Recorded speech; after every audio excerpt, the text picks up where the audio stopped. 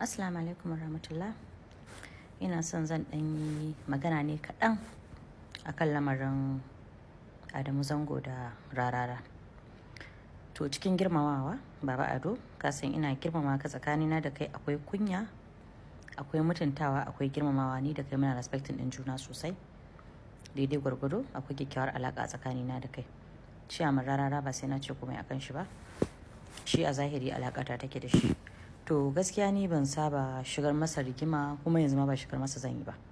Da abin da za a yi a media, da abin da zai taso a yi ta surutai, ban taɓa saka bakina a cikin abin shi ba. Na san kuma menene ana yi ya zo ya wuce cikin 'yan kwanaki kaɗan. To abubuwan da suka haɗa kutun a baya shekara 7 da kake magana, wasu abubuwan ban sani ba. Zan saka bakina daga kan iya inda na sani. Iya inda na sani shine akan maganar tafiya Nijar. Na san kusan about 3 years ko kusan haka mun tafi Nijar tare da kai. Mun yi zirga-zirga sosai a ƙasar Nijar. Mun sha wahala matuƙa. Wani yana ɗaya daga cikin experience da na sha wahala wanda ba zan manta da shi ba.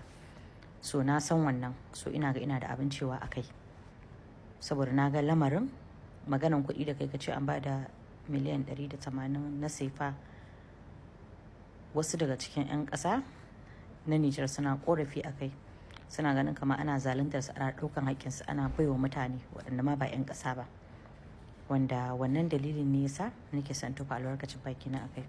Cikin girmamawa tunda muke zuwa Nijar. Duk sanda za a samu kuɗi ko nawa ne ma, ko ma wace tafiya ce, in dai a tafiyar mu ce da muke yi, in dai a tafiyar mu ce ko nawa aka samu ina sani. To tunda muke zuwa Nijar, wallahi ne so ɗaya na san an bada 10 miliyan ma a dunkule. Wallahi sai dai irin da abin da ba a rasa ba, ƙananan abubuwa. Amma 10 miliyan shine kuɗi mai yawa da ni na san an bada. Saboda shi ma 10 miliyan ɗin lokacin da aka bada bayan kamfen ne, bayan ma Bazum ya ci ne. Kwanaki mun je Nijar, mun je mun dawo, ina jin bai fi da wata ɗaya ba ma aka cire Bazum daga kan kujerar shi. To wannan zuwan da muka yi lokacin, mun je mun yi wajen kwanaki dai mun yi kwana 4-5 haka ina jin, kafin mu ga shugaban kasa. Kuma shi ne ma ya inviting din mu, shi ya ce mu je muka je. Mu ma tafi mu da yawa, mun tafi mu 10 ne, ba kamar yadda muka saba tafiya a tafi da yawa din nan sosai ba. Ranan ba ya haka ba, muka tafi mu 10 wani abu. Mun je mun ɗan yi kwanaki da muka je mun tadda kamar akwai program ɗin da suke lokacin a garin, suka yi ta samun baki daga wasu ƙasashe. Kamar dai akwai abin da ya taso musu da suke yi. So muna zaune dai muna ta jira, irin ana aiko mana da saƙon irin ban haƙuri da sauransu. Mai haƙuri sun zo suna cikin uzuri, muka ce ba matsala, mu ba sauri ba muke, kawai ma mun zo ne kamar ma daga nan ma mu ɗan yi hutu. Muka je Nijar ɗin nan, da muka je muka gana da shugaban ƙasa, aka gaisa, aka yi hotuna, muka tafi. Mun nemi dai wani aiki a wajensa wanda tabbas da aikin ya samu, da akan wannan aikin ne kila za mu iya samun wani abu na alkhairi, tunda aiki za mu yi a biya mu, ba wai a ɗauka kyauta a bamu ba. Sannan kuma wannan miliyan 10 ɗin, Allah cikin hikimarsa, kaman irin wani abu makamancin wannan a gaba an san zai faru, mu ba mu sani ba amma Allah ya sani. Shi barwa kansa sani, tunda ake samun kuɗi ana tafiya, bana ɗaukan kuɗi a hoto ko a bidiyo sai wannan. Bidiyo ɗin da na ɗauka yana nan, yanzu zan haɗa shi da wannan bidiyon da nake magana a kai domin ku gani, sai in ɗora bayani na.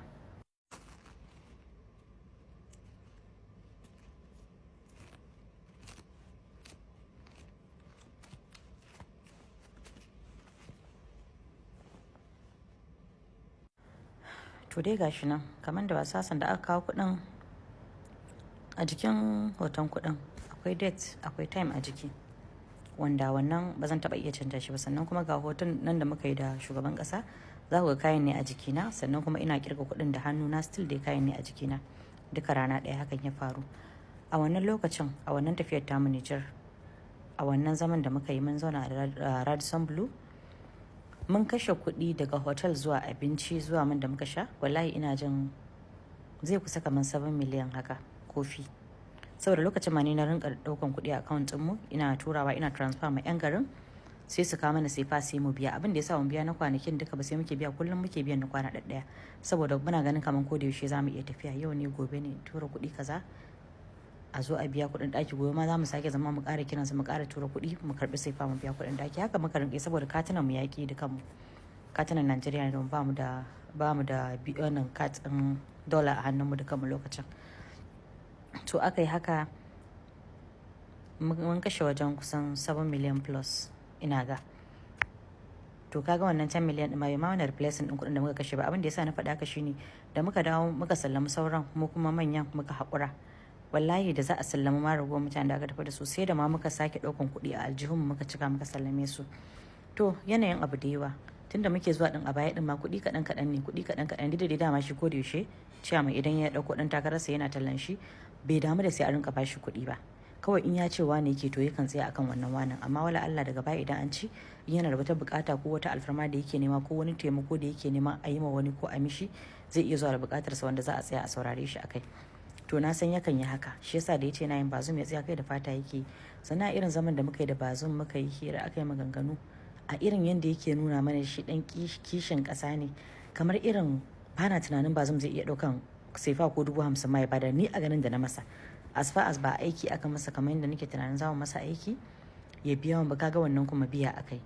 Dan bana manta ma lokacin da aka yi lokacin an yi wannan kone-konen da barnan da aka mana babu daɗewa ne har yake cewa amma wannan ai a ka'idar ƙasa gwamnati ce ya kamata ta biya kaza kaza irin an dai maganganu da dama wanda bai kamata da yanzu in zo in faɗe su anan ba. To ba zan ce abin da ka faɗa ba gaskiya ba ne na maganan kuɗi, tana iya yiwuwa wani ne ya faɗa maka kai kuma baka yi bincike ba kawo kai ka zauna. To duk wanda ya faɗa maka wannan magana wallahi al'azim ya maka ƙarya, ya maka ƙarya kuma I'm sorry ina magana ne aka shigo, ya maka ƙarya kuma bai faɗa maka gaskiya ba. Sannan kuma ni a nan kawai zan iya saka baki duk wasu abubuwan da suka faru alaƙar da kai a baya a wannan lokacin na shekara 7 din ko makamancin wannan bana nan ban san me ake ciki ba. Wannan ne wanda na sani shine kuma na saka baki cikin girmamawa cikin kuma girma da arziki. Sannan kuma ina mai baka shawara ka sake bincika ka ji abin ba haka yake ba. Duk ma wanda ya faɗa maka amma a cikin click din mu na tafiyan ne in ma shi chairman din ne ya faɗa maka da kanshi in ma waye ne ya faɗa maka da kanshi cewa an bada wannan kuɗin wallahi ya gaya maka ƙarya. Mu taɓa kama wannan kuɗin ba, kuɗin da muka kashe a Niger na wannan zirga-zirgar da muka yi wallahi har yanzu ba mu yi da shi ba. To da mun samu aikin da muka nema ne daga gwamnatin su da mun yi aikin tana iya yiwa za mu mai da kuɗin mu har ma mu cire ba, saboda ai an fara gwamnatin kenan babu daɗewa aka zo ma ƙarshe ma kaga aka cire shi a kujerar shi. To ina maka fatan alkhairi kowa da kowa, ina muku fatan alkhairi baki ɗaya.